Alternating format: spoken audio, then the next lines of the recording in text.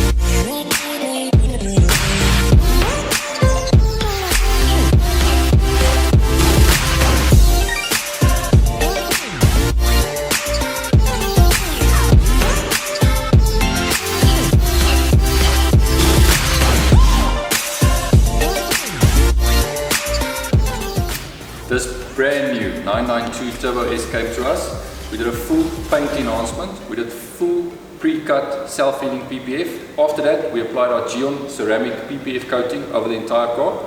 We did our windscreen protection film over that. The car is now fully protected. It's one of the fastest cars on the planet, so you would need full protection on this. It's ready to tear up the streets.